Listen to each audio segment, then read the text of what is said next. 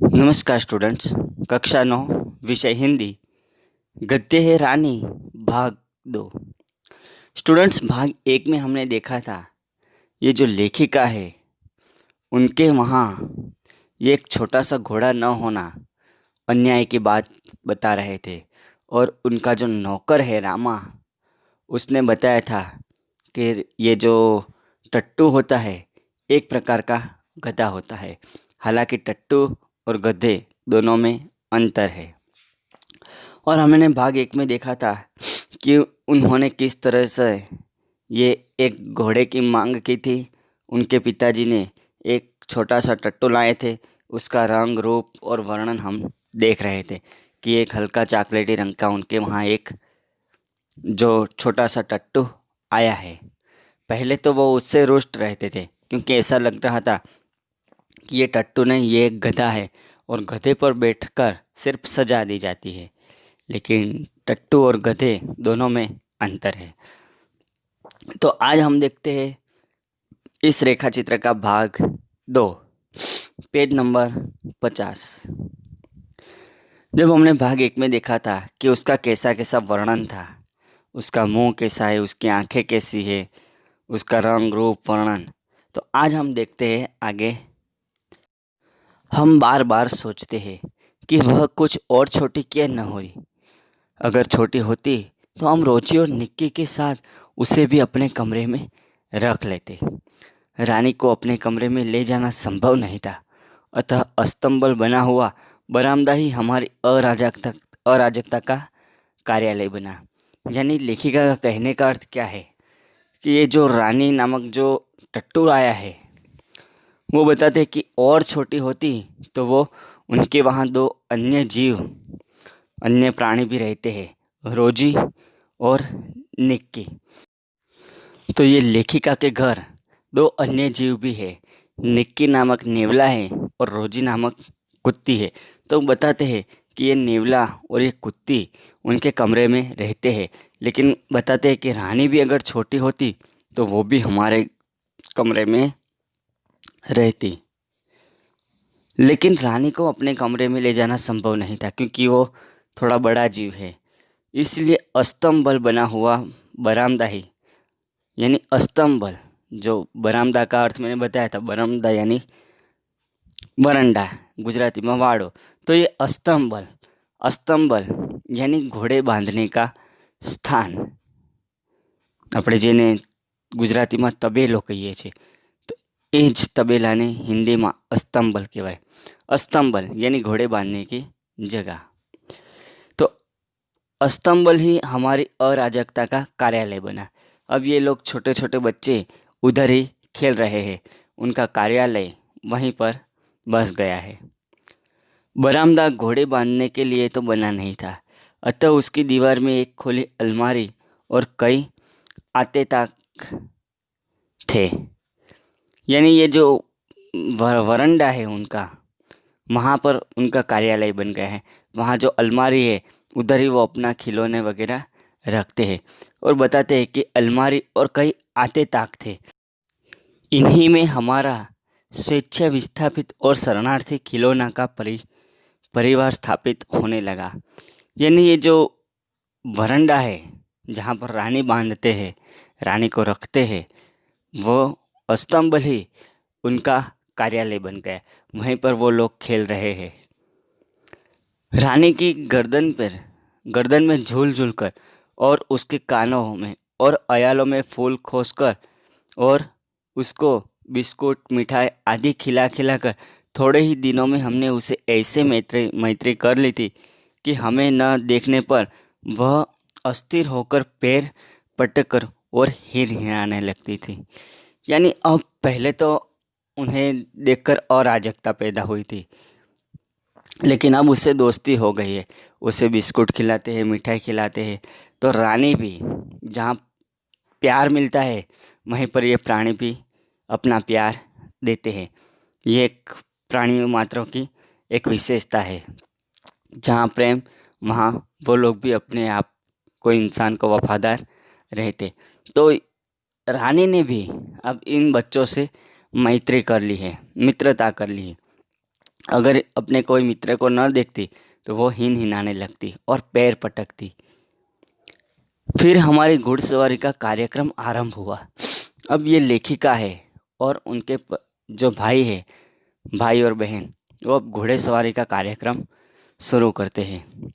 मेरे और बहन के लिए सामान्य छोटी छोटी पर सुंदर जीन खरीदी गई और भाई के लिए चमड़े की घेरे वाली ऐसी जीन बनाई गई जिसमें संतुलन खोने पर भी गिरने का भय नहीं था।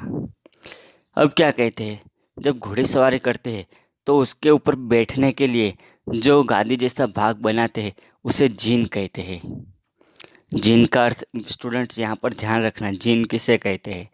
तो घोड़ेसवारी के लिए बैठने के लिए बनाया गया जो गादी जैसा भाग है उसे जीन कहते हैं।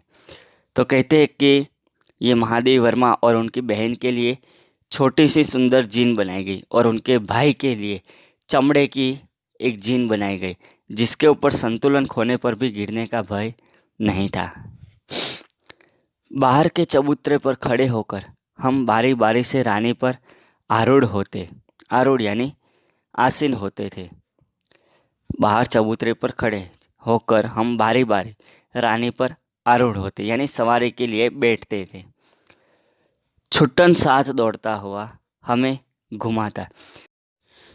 स्टूडेंट्स, भाग 1 में हमने देखा था कि घोड़े की देखभाल करने वाला जो इंसान रहता है उसका खान पान, उसकी मालिश वगैरह का जो ध्यान रखता है उसे हम साइस कहते हैं। तो महादेवी वर्मा के यहाँ छुट्टन नाम का एक साइस रखा गया है। तो वो उनको जब वो घोड़ेसवारी करते तब उनके साथ देखभाल के लिए रहता कि घोड़े को भी नुकसान ना हो और ये बच्चों को भी नुकसान ना हो। तो इसी तरह उनका जो घोड़ेसवारी का जो दौर है वो आगे चलता था। सवेरे भाई बहन घूमते और स्कूल से लौटने पर तीसरे पहर या संध्या समय मेरे साथ यह कार्यक्रम दोहराया जाता। जब ये महादेव वर्मा है, उनके भाई और उनके भाई और बहन वो लोग सुबह ये रानी के ऊपर घोड़ेसवारी करते और महादेव वर्मा शाम को यानी तीसरे पहर में। स्टूडेंट, यहाँ पर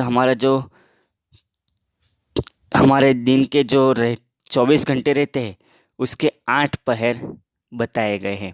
3-3 घंटे का एक पहर, 3 घंटे का एक पहर, इसी तरह 8 गुणित 3 यानी 24 कलाक हम देखते हैं एक दिन में। तो यहाँ पर जो शाम का पहर है, तीसरा पहर, इसमें महादेव वर्मा की बारी आती और सुबह उनके बड़े भैया और बहन की बारी आती। परंतु ऐसी स्थिति में हमारी विद्रोही प्रकृति कैसे संतुष्ट हो सकती थी। अस्तंबल में रानी की गर्दन से झूलकर तथा स्टूल के सहारे उसकी पीठ पर चढ़कर भी हमें संतुष्ट न होता था। यानी ये लोग घोड़ेसवारी तो करते थे, सुबह में उनके भाई और बहन और शाम को ये महादेवी वर्मा। लेकिन बताते हैं कि उस समय जब घोड़ेसवारी रहती थी तो छुट्टन साथ रहता, उनके पिताजी और रामा भी रहते। बताते हैं कि इससे हमें संतुष्टि नहीं होती थी, तो ये लोग ज़्यादा मस्ती करते थे। ये लोग ये रानी की गर्दन पर झूले झूलते और स्टूल के सहारे बार बार ये रानी के ऊपर घोड़ेसवारी के लिए चढ़ जाते हैं। अब यहाँ पर उनका एक प्रसंग का, एक दिन की जो घटना घटी थी उसका वर्णन होने जा रहा है। अंत में एक छुट्टी के दिन दोपहर में सबके सो जाने पर रानी को खोलकर बाहर ले आए और चबूतरे पर खड़े होकर उसकी नंगी पीठ पर सवारी करके बारी बारी से अपनी अधूरी शिक्षा की पूरी परीक्षा लेने लगे। यानी जब उन्हें पहले तो अभी ये घोड़ेसवारी आती नहीं थी तो वो शिक्षा अधूरी थी, तो ये लोग ज़्यादा से ज़्यादा पूरी परीक्षा के लिए बार बार ये घोड़सवारी करते थे।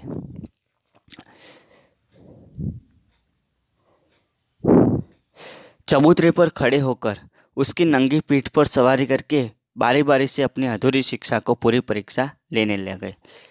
यह स्वाभाविक ही था कि ताज रानी हमारी अराजक प्रकृति से प्रभावित हो जाती। वास्तव में बालकों में चेतना के विभिन्न स्तरों का बोध न होकर सामान्य चेतना का ही बोध रहता था। अतः उनके लिए पशु पक्षी वनस्पति सब एक परिवार के हो जाते हैं। स्टूडेंट्स, यहाँ पर कहने का अर्थ क्या है कि जो प्रकृति है हमारी, वृक्ष है, प्राणी मात्र है, पशु है, इन सभी से मैत्री हो जाती है। हमारा लगाव उनके ऊपर बढ़ जाता है। जैसे छोटे छोटे बच्चे रहते हैं, अपने दोस्तों के साथ थोड़ी देर में वो लोग नाराज़ भी हो जाते हैं और थोड़ी देर में खेलने भी लगते हैं। तो इसी तरह ये उनकी हमारी जो प्रकृति रहती है मनुष्य की, तो बताते हैं कि उनके ऊपर जो पहले तो अब ऐसा एक प्रभाव पड़ा है इन पशु पक्षियों का कि एक परिवार जैसे वो लोग रहते हैं हिल मिलकर। रानी है, ये निक्की और रोजी है, लेखिका है, उनके भाई है, उनकी बहन है, सब अब एक परिवार की तरह रहने लगे हैं। निक्की रानी की पूंछ से झूले झूलने लगता था। रोजी इच्छा अनुसार उसकी गर्दन पर उछलकर चढ़ती और नीचे कूदती थी। अब ये पशु पक्षियों में भी अंदर ही अंदर दोस्ती बढ़ गई है। ये निक्की नामक जो नेवला है वो रानी की पूंछ से झूला झूलने लगता था, और ये रोजी नामक जो कुत्ती है वो कूदकर उसकी पीठ पर चढ़ जाती और पीठ से वापस नीचे कूदती थी। और इसी तरह उनका जो मस्ती का कार्यक्रम था वो बढ़ता ही आगे चलता है। और आगे कहते हैं, हम सब उसकी पीठ पर ऐसे गर्व से बैठते मानो मयूर सिंहासन पर आसीन हो। यानी मयूर सिंहासन, मयूर का अर्थ होता है मोर।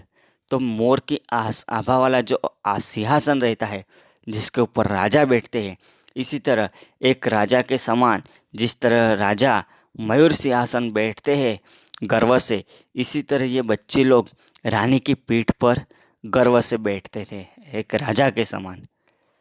रानी हम सबकी शक्ति और दुर्बलता जानती थी। यानी ये रानी भी जो घोड़ी है, जो टट्टू है, वो बहुत ही समझदार है और बताते हैं कि वो शक्ति और दुर्बलता जानती थी कि उसके ऊपर कौन बैठा है। अगर कोई बड़ा इंसान बैठा है तो वो ज़ोर से दौड़ती थी, लेकिन कोई छोटा बच्चा है तो बस सिर्फ उसे खुश करने के लिए हल्की दुल्की चाल से इसे खुश कर देती थी।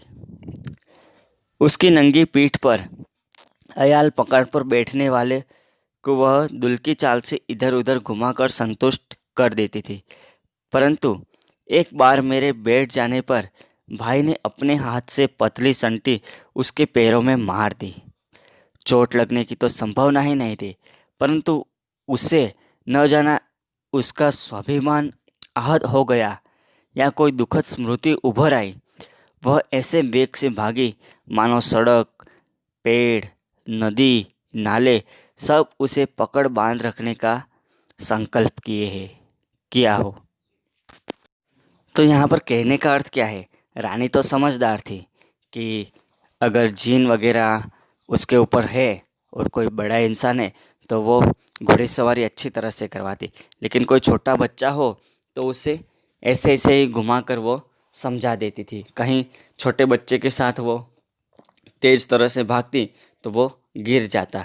इसलिए ये रानी जो है वो समझदार है।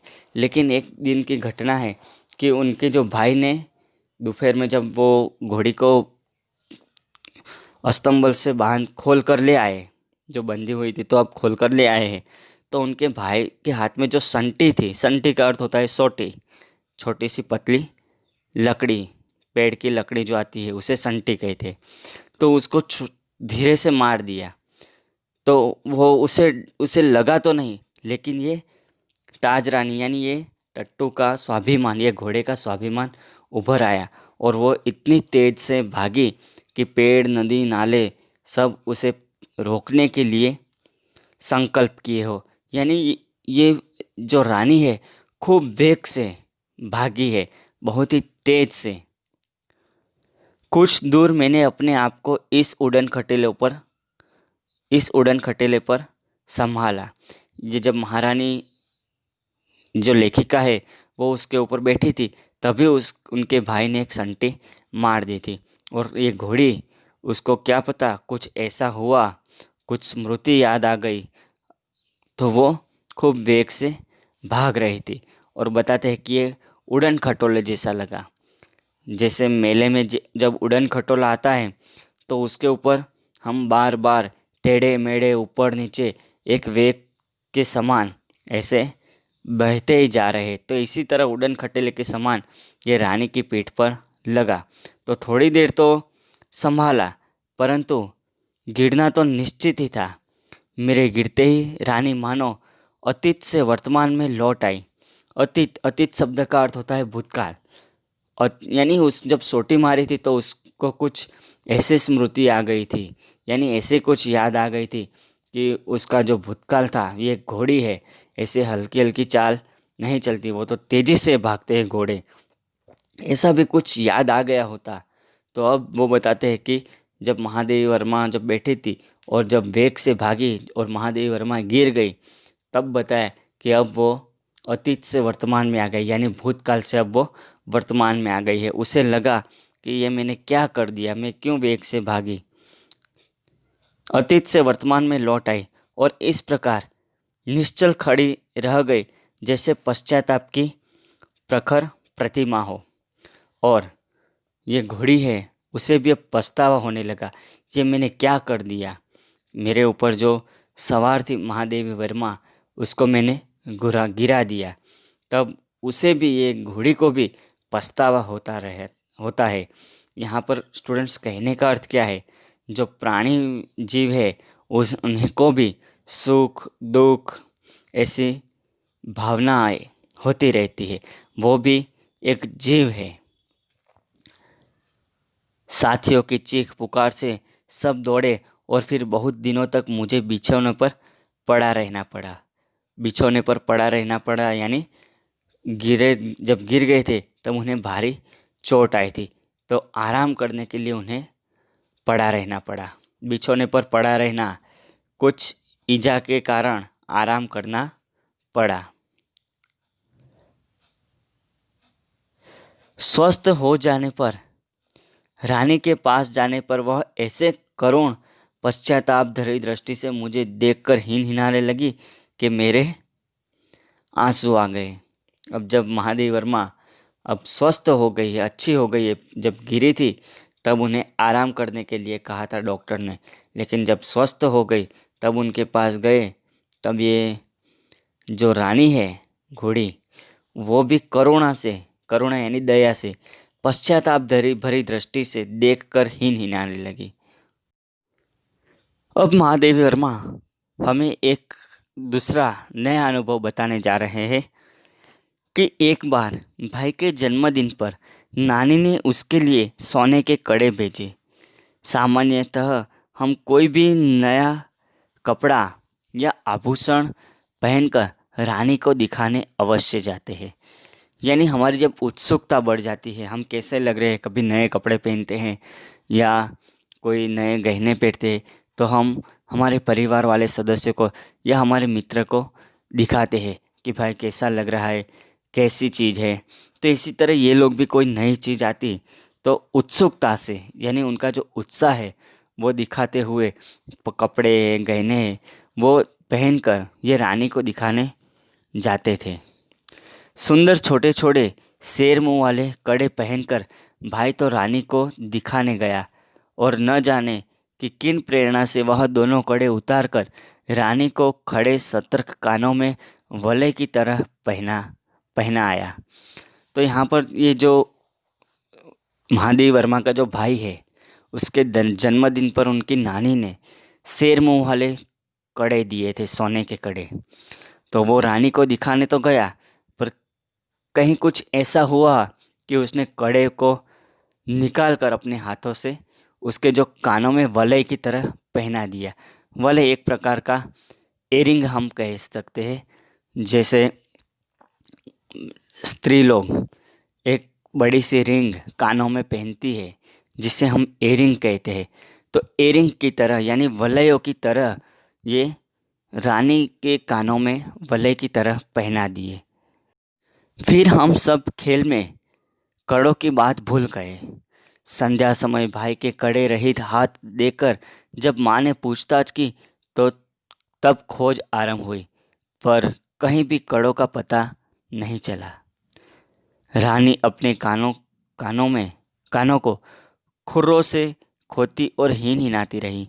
अंत में बापूजी का ध्यान उसकी ओर गया और उन्होंने मिट्टी हटाने का आदेश दिया।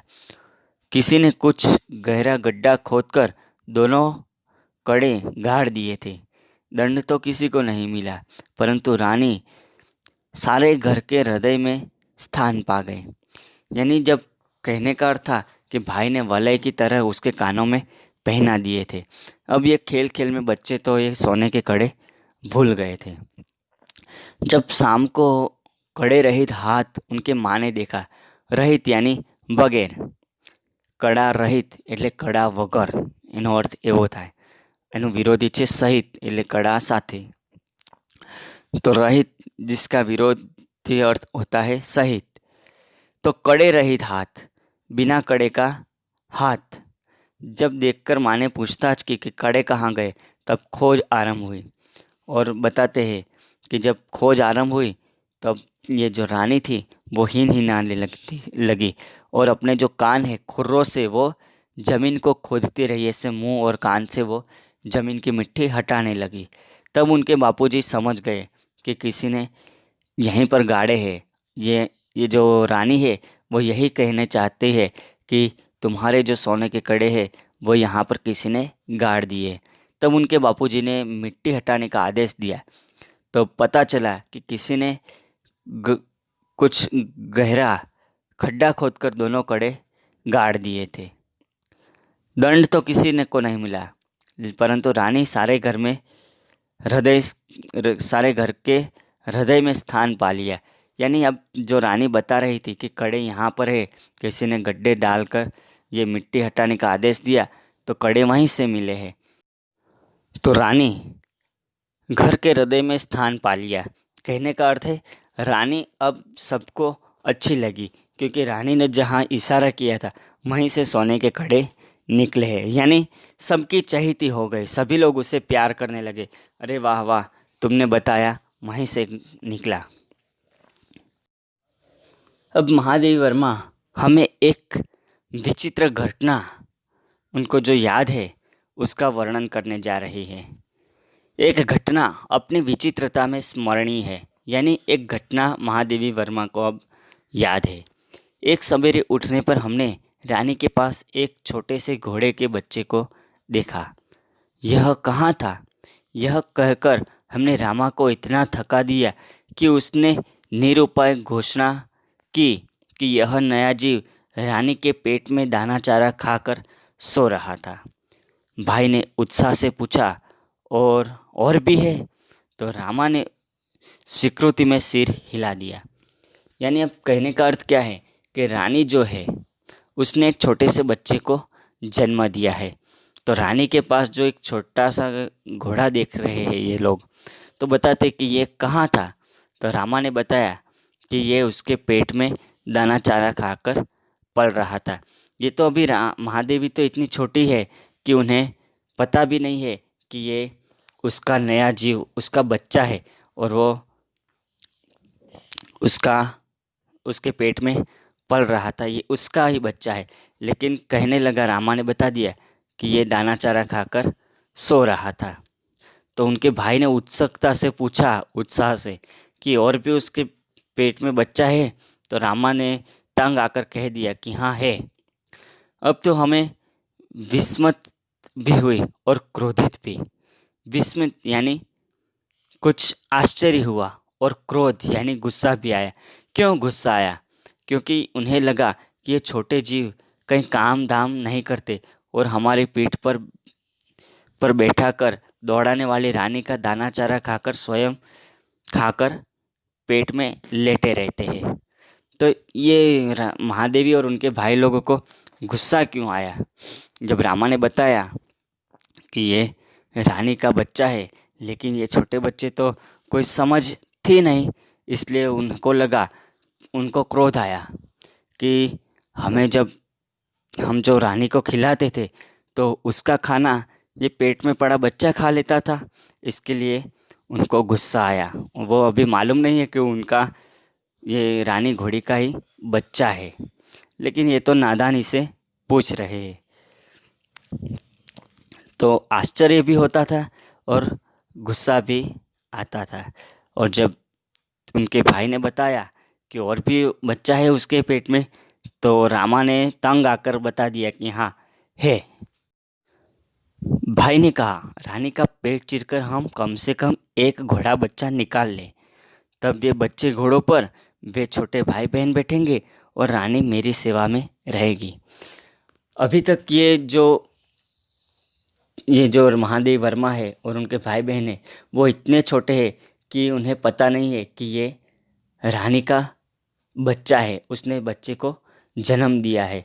और उसके ऊपर तो क्रोध है कि हम जो खिलाते थे वो दाना चारा ये बच्चे खा लेते थे, इसके लिए क्रोध आया। लेकिन उसे पता नहीं है कि ये रानी ने एक बच्चे को जन्म दिया है। और रामा को जब तंग कर लिया था कि और बच्चा है क्या उसके पेट में, तो रामा ने बता दिया था कि हाँ। तब ये उनके भाई को एक विचार आ रहा है कि हम उसके पेट से एक और बच्चा निकाल लें, तो दो छोटे छोटे बच्चे हो जाएंगे। तो उसके ऊपर जो छोटे भाई बहन है यानी महादेवी वर्मा, लेखिका खुद और उनकी बहन बैठेंगे। और ये जो रानी है उसके ऊपर वो मेरी सेवा में लगेगी, यानी वो उसके भाई उसके ऊपर सवार करेगा, यानी तीनों लोगों के लिए अपनी अपनी घोड़ी हो जाएगी। अब बताते हैं कि प्रस्ताव मुझे भी उचित जान पड़ा। ये तो बहुत ही छोटे हैं, नादान है। तो एक दोपहर कहीं से साग काटने का चाकू ले आया और मेरे साहस ने जवाब दे दिया। क्यों साग काटने का चाकू लाया था? क्योंकि जब रामा को पूछा कि उसके पेट में एक और बच्चा है, तो रामा ने तंग आकर कहा था हाँ। तो अब ये तीनों भाई बहन मिलकर ये रानी का पेट चीरने का सोच रहे कि हम उसके पेट से एक बच्चा निकाल लेते हैं, ताकि हम सभी के लिए एक एक घोड़ी हमारी सेवा के लिए हो जाएगी और उसके ऊपर हम स्वतंत्रता रूप से उसके ऊपर सवारी करेंगे। तो साग काटने का चाकू ले आया घोड़ी का पेट चीरने के लिए और बच्चा निकालने के लिए। तब मेरे साहस ने जवाब दे दिया। साहस जवाब दे देना यानी अपनी हिम्मत न चलना। और एक भी समस्या थी कि हमारा ध्यान गया, एक समस्या की ओर हमारा ध्यान गया। आखिर हम रानी का पेट सिएंगे कैसे? हम उसके पेट से बच्चा तो निकाल लेंगे, फिर उसका जो पेट है वो सिएंगे कैसे? तो माँ की महीन सुई से तो वो सीना संभव नहीं था। महीन महीन यानी छोटी सी। तो माँ जब जैसे कपड़े सीते हैं ऐसे छोटी सी सुई से यानी महीन सुई से तो ये संभव नहीं था कि रानी का पेट सी ले। और टाट सीने का बड़ा जो सुज्जा रहता है, सुज्जा यानी सोयो गुजराती में, जो बड़ी सुई रहती है इन्हें આપણે સોયો કહીએ। तो टाट सीने का बड़ा सुज्जा रामा अपनी कोठरी में रखता था, जहाँ हमारी पहुँच नहीं थी। कुछ दिनों के उपरांत हम रानी का अश्व शिशु कुछ खड़ा होकर दौड़ने लगा, तब हमें न अपना क्रोध स्मरण रहा न प्रस्ताव। तो यानी ये लोगों को लगता है जैसे धीरे धीरे बच्चे लोग बड़े होते रहते हैं, तब उन्हें समझ में आया कि ये बच्चा क्या है, ऐसे कहीं पेट से कहीं निकाला नहीं जाता। तो यहाँ न पर जो उनका जो पेट चीरने की बात थी और फिर सुज्जे से ये सीने की बात थी, वो बहुत ही निर्दोषतापूर्वक थी। क्योंकि महादेवी वर्मा जो लेखिका है और उनके भाई बहन है वो बहुत ही छोटे इंसान है, बहुत ही छोटे बच्चे हैं कि उन्हें ऐसा कभी सोचना कि ये बच्चे क्या है, रानी क्या है, उसको ऐसा संभव नहीं है ऐसी क्रिया। तो ये तो निर्दोषतापूर्वक उनकी सोच थी। लेकिन जैसे जैसे बड़े होते गए ये अश्व शिशु यानी जो घोड़ी का जो बच्चा था, रानी का जो बच्चा था, अश्व शिशु यानी घोड़े का जो बच्चा है वो भी अब बड़ा होकर दौड़ने लगा है। तो अब न अपना क्रोध रहा न कुछ प्रस्ताव रहा। पहले तो क्रोध था क्योंकि ऐसा लग रहा था कि हम जो दाना चारा यानी मिठाई वगैरह खिलाते थे रानी को, तो ये खा जाता था। रामा ने बताया था कि ये उसके पेट में पड़ा पड़ा अपना दाना पानी जो रानी को खिलाते थे वो ये बच्चा खा लेता था। लेकिन अब उन्हें समझ भी आ गई है, अब ये बात का क्रोध न रहा। तो अब ये उनका जो क्रोध था वो भी शांत हो रहा है, और न कोई प्रस्ताव उनको ऊपर है कि हमें भी एक नया अपना घोड़ा चाहिए। ऐसा अब वो भी बड़े हो गए, अब उन्हें पता चल गया कि ये घोड़ा क्या है, उसके बच्चे क्या है। तो उनका जो क्रोध था वो अब शांत हो गया है। और इसी तरह ये जो रानी रेखा चित्र है वो यहाँ पर समाप्त हो रहा है। और इसका जो साहित्य प्रकार है रेखा चित्र, क्योंकि महादेवी वर्मा ने जब ये लिखा तो ये पूरी जो घोड़े का जो ताज रानी है उसका वर्णन करते हैं, तो हमारे सामने भी एक ये जो रानी टट्टू का एक चित्र उभर कर हमारे मन पर आ जाता है। और उसकी जितनी भी घटना है, और ये दो तीन घटनाएं हैं, शेर मुंह वाले कड़े की घटना, फिर ये रानी को गिरने की घटना है, फिर ये उसके पेट से एक और बच्चा निकालने वाली घटना है। ये सारे जो प्रसंग है वो हमारे मन में एक चित्र की तरह खड़े हो जाते हैं। तो ये रानी जो रेखा चित्र है उसका जो साहित्य प्रकार है वो एकदम यथार्थ साबित हो रहा है। तो यहाँ पर ये रानी नामक रेखा चित्र समाप्त होता है। अस्तु।